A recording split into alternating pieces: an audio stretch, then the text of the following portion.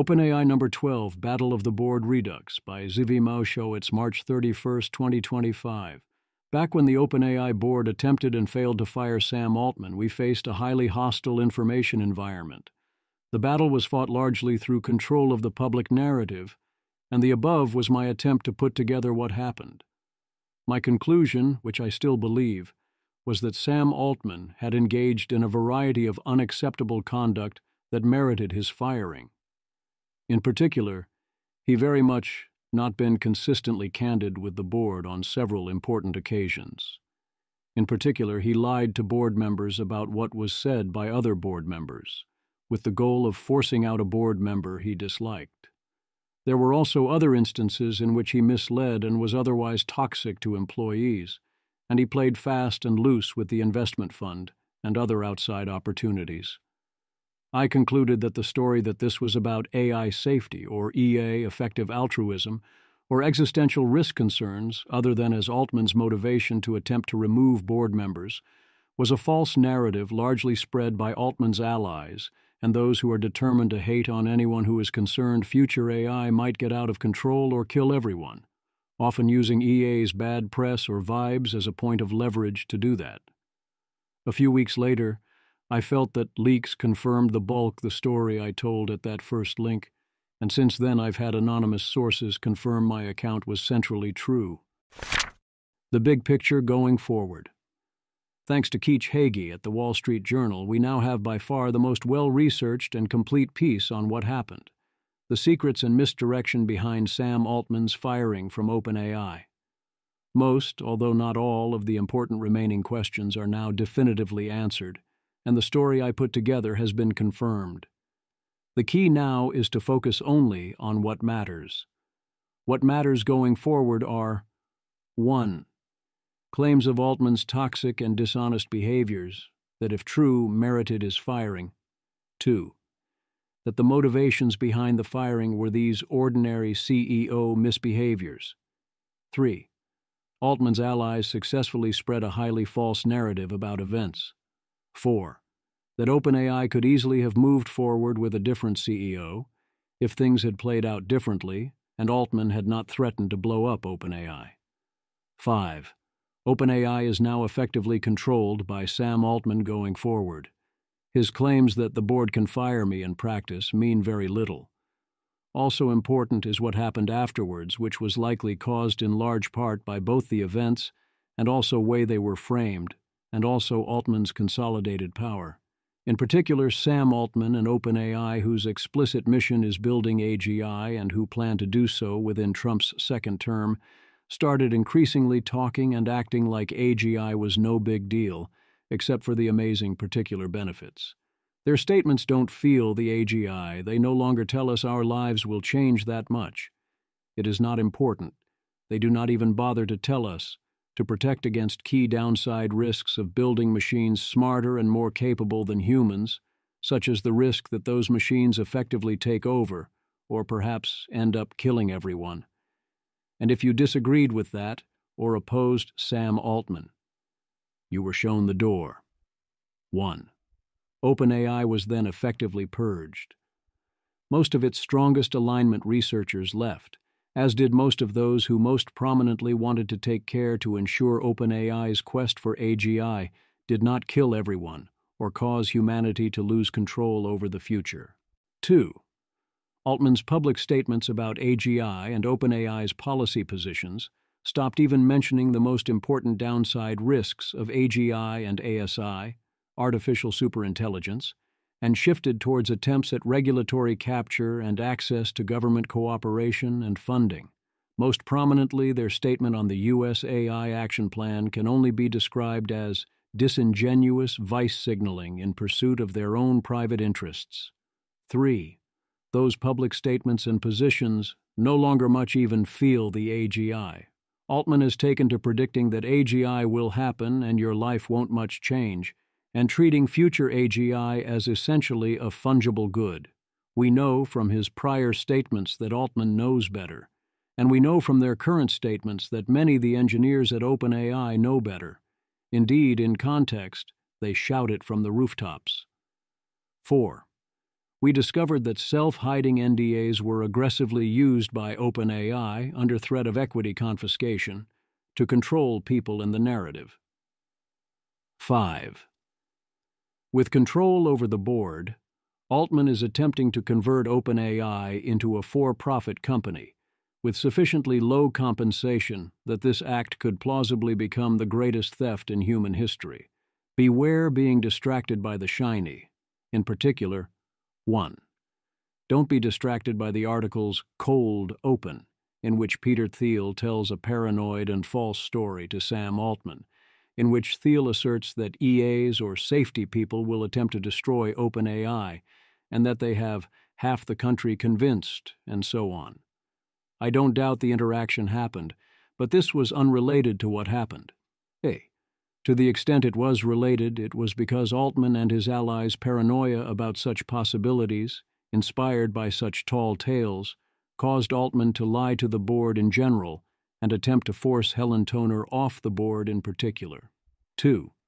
Don't be distracted by the fact that the board botched the firing and the subsequent events from a tactical perspective. Yes, we can learn from their mistakes, but the board that made those mistakes is gone now. This is all quite bad, but things could be far worse. OpenAI still has many excellent people working on alignment, security, and safety. They have put out a number of strong documents. By that standard, and in terms of how responsibly they have actually handled their releases, OpenAI has outperformed many other industry actors, although less responsible than Anthropic. Companies like DeepSeek, Meta, and xAI, and at times Google, work hard to make OpenAI look good on these fronts. Now on to what we learned this week. Hagee verifies out the story. Hagee's story paints a clear picture of what actually happened. It is especially clear about why this happened. The firing wasn't about EA, the safety people, or existential risk. What was this about? Altman repeatedly lied to, misled, and mistreated employees of OpenAI. Altman repeatedly lied about and withheld factual and, importantly, material matters, including directly to the board. There was a large litany of complaints. The big new fact is that the board was counting on Murati's support. But partly because of this, they felt they couldn't disclose that their information came largely from Murati. That doesn't explain why they couldn't say this to Murati herself. If the facts asserted in the WSJ article are true, I would say that any responsible board would have voted for Altman's removal. As OpenAI's products got more impactful and the stakes got higher, Altman's behaviors left no choice. Claude agreed this was one shot. I pasted in the full article and asked, Zivi, I've shared a news article. Based on what is stated in the news article, if the reporting is accurate, how would you characterize the board's decision to fire Altman? Was it justified? Was it necessary? Claude 3.7. Based on what's stated in the article, the board's decision to fire Sam Altman appears both justified and necessary from their perspective, though clearly poorly executed in terms of preparation and communication. I agree on both counts. There are only two choices here, at least one must be true. 1. The board had a fiduciary duty to fire Altman. 2. The board members are outright lying about what happened. That doesn't excuse the board's botched execution, especially its failure to disclose information in a timely manner. Key facts from the story. The key facts cited here are 1. Altman said publicly and repeatedly, "The board can fire me." That's important. But he really called the shots and did everything in his power to ensure this. 2. Altman did not even inform the board about ChatGPT in advance at all. 3. Altman explicitly claimed 3 enhancements to GPT-4 had been approved by the Joint Safety Board. Helen Toner found only 1 had been approved. 4. Altman allowed Microsoft to launch the test of GPT-4 in India in the form of Sydney, without the approval of the Safety Board or informing the Board of Directors of the breach. Due to the results of that experiment entering the training data, deploying Sydney plausibly had permanent effects on all future AIs. This was not a trivial oversight. 5. Altman did not inform the board that he had taken financial ownership of the OpenAI investment fund, which he claimed was temporary and for tax reasons. 6. Mira Murati came to the board with a litany of complaints about what she saw as Altman's toxic management style, including having Brockman, who reported to her, go around her to Altman whenever there was a disagreement. Altman responded by bringing the head of HR to their one-on-ones until Mira said she wouldn't share her feedback with the board. 7. Altman promised both Pachaki and Sutskever they could direct the research direction of the company, losing months of productivity, and this was when Sutskever started looking to replace Altman. 8. The most egregious lie, Hagee's term for it, and what I consider on its own sufficient to require Altman be fired. Altman told one board member, Sutskever, that a second board member, Macaulay, had said that Toner should leave the board because of an article Toner wrote. Macaulay said no such thing. This was an attempt to get Toner removed from the board. If you lie to board members about other board members in an attempt to gain control over the board, I assert that the board should fire you, pretty much no matter what. 9. Sutskever collected dozens of examples of alleged Altman lies and other toxic behavior, largely backed up by screenshots from Murati's Slack channel. One lie in particular was that Altman told Murati that the legal department had said GPT-4 Turbo didn't have to go through Joint Safety Board review. The head lawyer said he did not say that. The decision not to go through the safety board here was not crazy, but lying about the lawyer's opinion on this is highly unacceptable. Murati was clearly a key source for many of these firing offenses, and presumably for this article, given its content and timing, although I don't know anything non-public. Despite this, even after Altman was fired, the board didn't even tell Murati why they had fired him while asking her to become interim CEO, and in general stayed quiet largely, in this post's narrative, to protect Murati. But then, largely because of the board's communication failures, Murati turned on the board and the employees backed Altman. Dangers of false narratives. This section reiterates and expands on my warnings above. The important narrative here is that Altman engaged in various shenanigans and made various unforced errors that together rightfully got him fired. But the board botched the execution, and Altman was willing to burn down OpenAI in response, and the board wasn't. Thus, Altman got power back and did an ideological purge. The first key distracting narrative, the one I'm seeing many fall into, is to treat this primarily as a story about board incompetence. Look at those losers who lost because they were stupid losers in over their heads with no business playing at this level. Many people seem to think the real story is that a now defunct group of people were bad at corporate politics and should get mocked. Yes, that group was bad at corporate politics. We should update on that and be sure that the next time we have to do corporate politics, we don't act like that, and especially that we explain why we doing things. But the group that dropped this ball is defunct, whereas Altman is still CEO, and this is not a sporting event. The board is now irrelevant. Altman isn't. What matters is the behavior of Altman and what he did to earn getting fired. Don't be distracted by the shiny. A second key narrative spun by Altman's allies is that Altman is an excellent player of corporate politics. He has certainly pulled off some rather impressive, and some would say nasty, tricks. But the picture painted here is rife with unforced errors. Altman won because the opposition played badly, not because he played so well. Most importantly, as I noted at the time, the board started out with 9 members, 5 of whom at the time were loyal to Altman, even if you don't count Ilya Sutskever. Altman could easily have used this opportunity to elect new loyal board members. Instead, he allowed 3 of his allies to leave the board without replacement, leading to the deadlock of control, which then led to the power struggle. Given Altman knows so many well-qualified allies, this seems like a truly epic level of incompetence to me.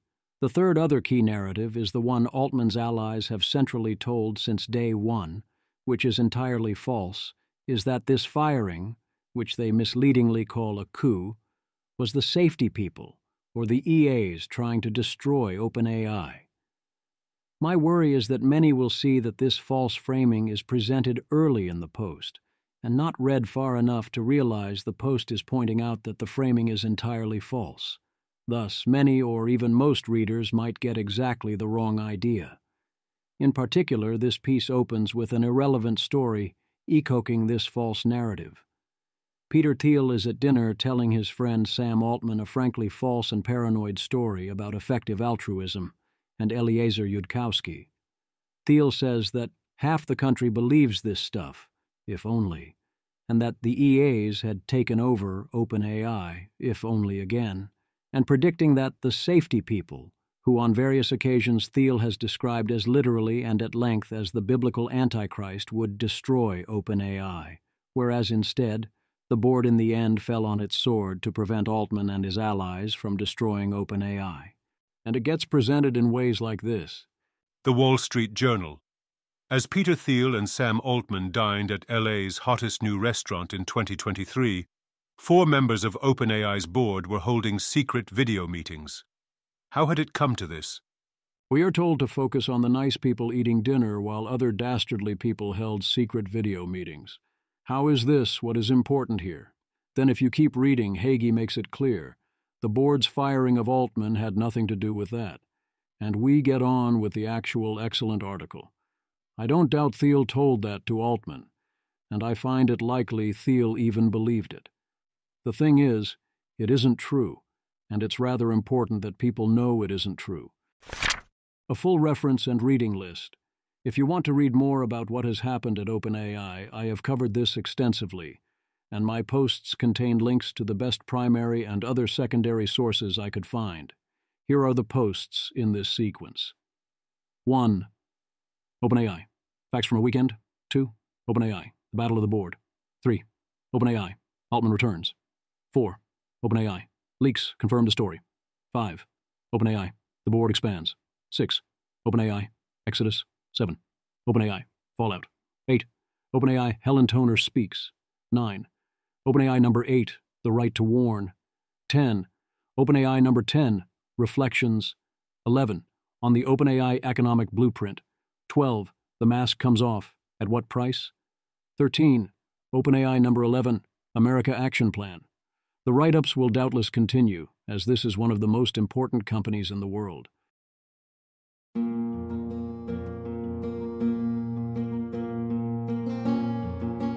This has been an episode of the Don't Worry About the Vase podcast. If you enjoyed this podcast, please visit thezv.substack.com to support the author. If you enjoy having AI-narrated episodes, please note this is a listener-supported podcast. To receive new posts and support the cost of creation, consider becoming a subscriber at dwatvpodcast.substack.com. Thanks for listening.